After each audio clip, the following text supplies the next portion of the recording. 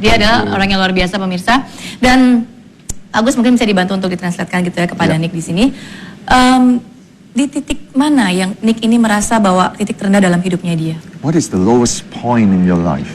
When I was 8 years old, I went into depression feeling like there was no hope. Ketika saya usia 8 tahun, saya kehilangan pengharapan. Saya tidak punya pengharapan. I never thought I'd get married, never thought I'd be happy. Saya tidak pernah berpikir akan bisa menikah, tidak bisa berpikir bahwa saya akan bahagia. Never get a job. Tidak akan pernah bisa mendapatkan pekerjaan. So I didn't want to be a burden to my parents, so I decided to try and commit suicide. Saya tidak mau menjadi beban buat orang tua saya, jadi saya mengambil keputusan untuk bunuh diri. So when I was 10 years old, I tried to drown myself in 15 centimeters of water.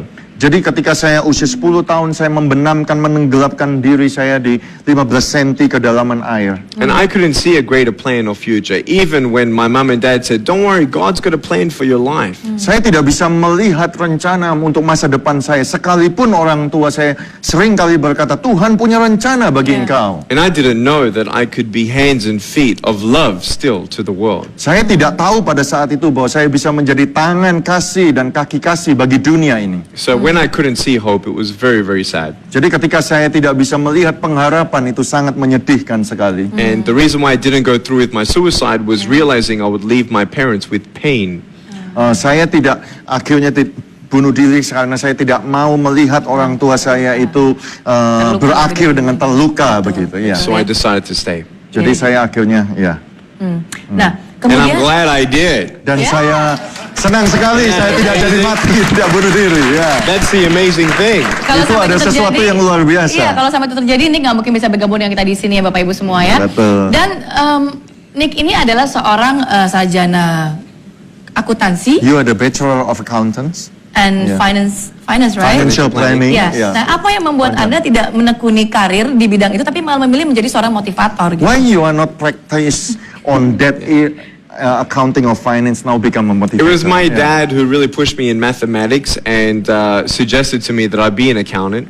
Adalah sebetulnya ayah saya yang mendorong saya untuk belajar matematika dan menjadi seorang akuntan. But at my school, one of the cleaners at the school was the first guy to come up and say, Nick, you're going to be a speaker one day. Tetapi ada seorang anak di sekolah saya satu ketika berkata kepada saya, Nick, satu hari nanti engkau akan menjadi seorang pembicara. And I was 17 and I said, you're crazy, man. No way, I'm not going to be a speaker. Pada saat itu saya baru usia 17 tahun, saya bilang, mana mungkin, gak mungkin itu saya bisa menjadi seorang pembicara. He said, just start sharing your story. And so I started in small groups. Dan dia mulai berkata bahwa hanya mulai saja menceritakan kisahmu. Saya mulai bercerita tentang kisah saya di kelompok yang kecil. And then when I was 19, I spoke in front of 300 teenagers. Dan pada saat usia 19 tahun, saya bicara di depan 300 anak-anak muda. I was very scared. Saya takut sekali. My knees were shaking. Lutut saya bisa bergoyang. And within 3 minutes of the speech, half the girls were crying and one girl started weeping and she put up a hand. She said, can I come and hug you?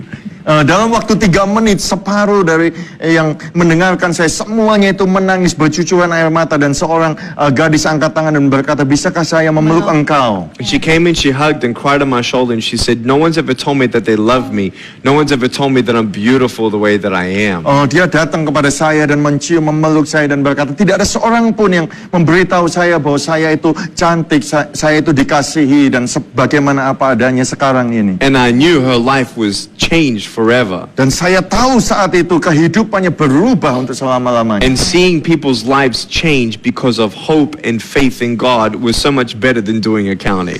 Dan melihat kehidupan seseorang itu berubah karena ada satu pengharapan dan iman kepada Tuhan, itu jauh lebih baik daripada menjadi seorang akuntan. Oke, one more question ya. Satu pertanyaan lagi secara singkat adalah apa yang membuat Nick ini begitu memiliki rasa syukur yang begitu hebat dan dia bisa melupakan segala keterbatasan yang dia punya? What makes you to have this grateful heart all the time and forget all your weaknesses and disadvantage? With the help of God, I've realized to accept the things that I cannot change. Dengan pertolongan Tuhan, saya belajar untuk menerima hal-hal yang saya tidak bisa rubah. And ask God to help me to change what I need to change. Dan meminta kepada Tuhan untuk membantu saya merubah apa yang bisa saya rubah. More than arms and legs, I need peace, Lebih dari saya membutuhkan tangan dan kaki, saya lebih membutuhkan damai, forgiveness of sin, pengampunan akan dosa, heaven, surga, purpose.